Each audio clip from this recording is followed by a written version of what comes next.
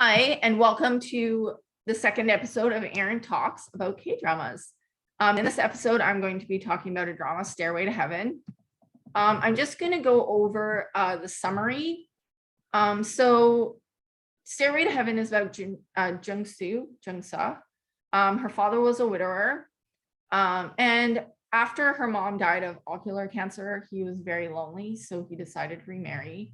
He remarried a woman, Tamira, and Tamira had two children from a previous relationship. She had Han Yuri and Taehwa. And Han Yuri was very scheming and manipulative, and she was very jealous of everything that Jungsu had.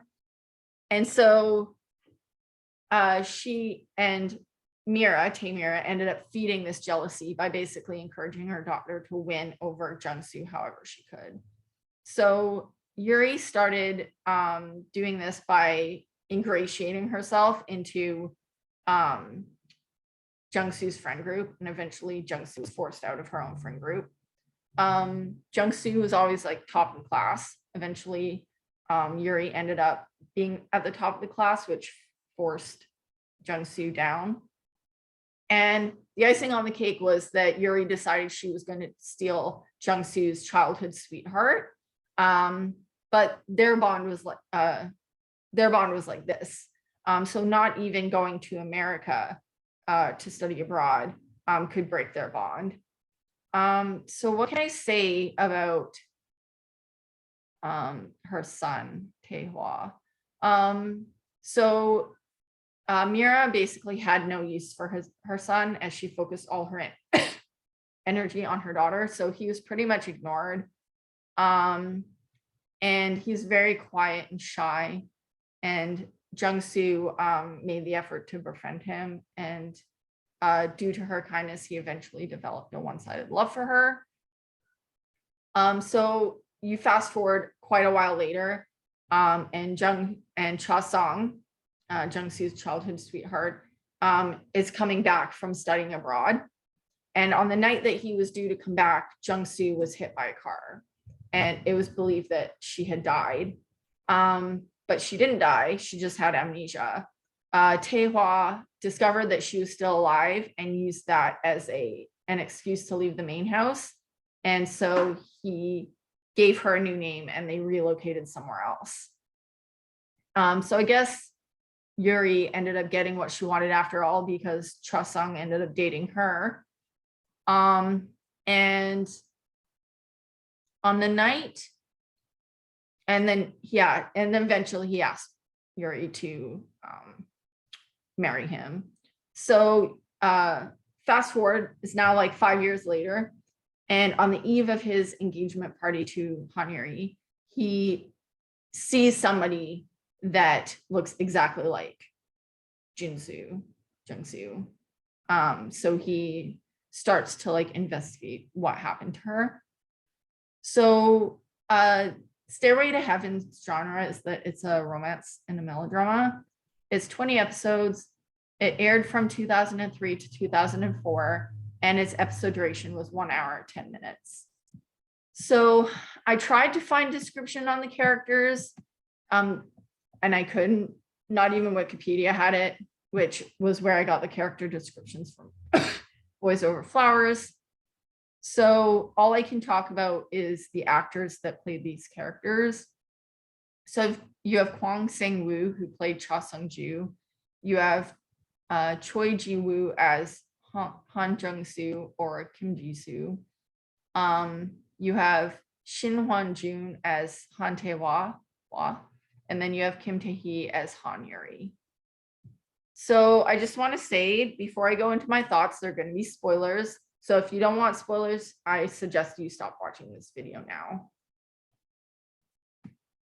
So my thoughts on this drama.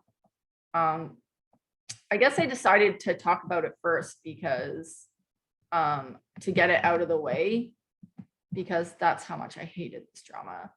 I'd never watched a melodrama before and have made an effort to not watch one since. So what can I say about this show? This is one of the most depressing shows that I've ever watched.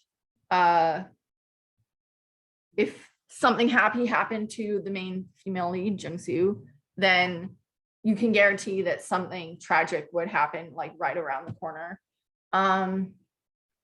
So I also, I do kind of feel sorry for Han Yuri and Taehwa a little bit, because they were also victims, kind of. So basically, Tae-mira had been married before, and her husband had been arrested for some kind of crime. I'm not sure what. And so she was kind of like, obviously the mother of these two children, she had to look after them. But once she found out that he was actually like had been released from jail, she basically took like the kids to him and was basically like, I can't look after them. I can't afford to look after them. Here you go. And she basically just dumped her children on him and left and didn't keep in contact, you know, never checked up on her children to see how they were doing. And so he looked after them the best he could because he'd just gotten out of jail. He didn't have a job. And then later on, like he finds out that, you know, Tae-mira had remarried this, and she'd remarried to somebody who had money, and she was living like this great life. And so he said to his children, who were teenagers, basically like, she can afford to look after you much better than I can. And so he then took her children back to her, knocked on the door, and was basically like, here you go, here's your children back. And then he left. And I was like, okay, so now they've been like abandoned by their parents twice, once by their mom and once by their dad. So it's no wonder that Han Yuri was so jealous of everything that Jung-soo had. Not saying she was right or she handled it right, but it also didn't help that. So Tae-mira had actually been treating Jung-soo not too badly until her biological daughter came back. And then once her biological daughter came back, she like basically started treating Jung-soo in a very abusive way, and she encouraged her daughter to also do that as well. So it's kind of funny because I guess in a twist of fate, Tae-mira, or not Tae-mira, Tae-yuri was the one who first hit Jung-soo by the car. And instead of like calling 911 and being like, hey, like I accidentally hit this person, she ended up taking her to the dad and was like, I think she's dead. Do something with the body. I guess. Like, anyway, so after she left, after dumping the body in him and like being like, you get rid of it for me, he discovered that Jung-soo was actually still alive, and you know, because she was breathing.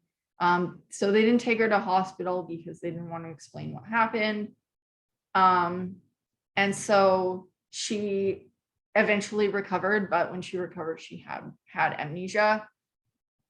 And so for that very brief period, she was very happy, like, because she didn't remember anything of like the abuse she'd suffered before. And then in a twist of fate, she's like walking in front of this car, and it just so happens that Han Yuri is driving the car and hits her again. But this time, like her being hit again, the trauma of being hit by a car basically triggered her memories, and she remembered everything that had happened. And so because of this, she was actually able to go to the police and have Han Yuri and Tae-mira arrested for, I'm not sure what Tae-mira was arrested for, child abuse or something, but Han Yuri was basically arrested for attempted murder. And I think something that I noted was like at one point, Jung-soo basically had asked, she's like living this miserable life, And she basically asked her dad if he was happy. And he said, yeah. And so, because he was completely oblivious to what was going on and how she was being treated. And so I think at that point, like, she decided to just suck it up and not say anything, because like, you want your parent to be happy. And so, yeah. So at the end, justice was served. You know, both the mom, Jungsu's father divorced Tamira when he found out that that she'd basically been abusing his daughter. Han Yuri was arrested, and you think Jungsu was reunited with her childhood sweetheart Chosong, and you think that would be it, happily ever after. But no, you'd be wrong. So they're reunited, they have their moment of happiness, and then Jungsa gets ocular cancer, and which is the same cancer her mom had. So I guess it can be like genetic, because her mom had it and then she got it. And she was given basically two options, or they discovered that something was wrong because she was going blind. And so they ended up going to a doctor and finding out that that's what she had. And so the doctor gave her two options. First option, we take your eyes out, 99% cure rate. You think she'd go for that, right? Because that would be the smart decision. But no, she goes with option two, which is we can do a corneal transplant as 50-50 odds. And you'll basically, obviously with the first option, she'd be blind. The second option, she'd get her sight restored. And this is where her decision like really frustrated me, because I can't understand like where her decision came from. So she decides that she's going to go with option number two and have a corneal transplant. But it's you need a donor for corneal transplant, and they didn't have any. And so her stepbrother, Taehwa, ended up basically sacrificing himself. He committed suicide so she could have his corneal transplant, or like his corneas. And I don't think like she ever questioned like where the corneas came from. He just kind of like disappeared, and she didn't know what happened to him.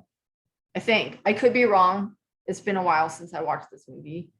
And while most of it has been burned into my memory, obviously there are details that I'm going to miss.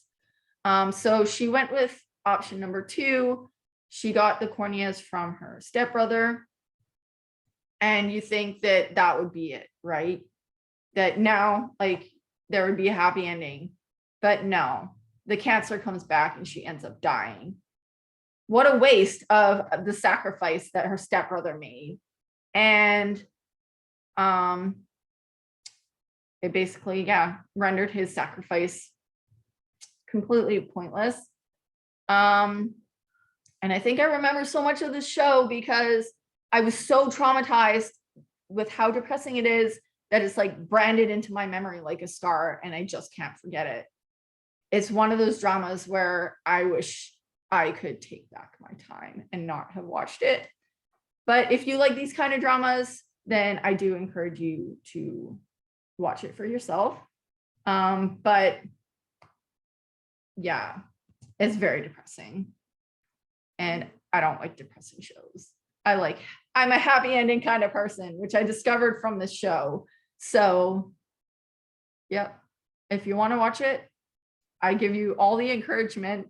Just know that it's very depressing. So if in the next episode, I'm episode 3, I'm going to talk about A Korean Odyssey. So if you want to know when more episodes are coming out, hit the notification bell. And if you like my channel, please hit the subscription button. Thank you for watching.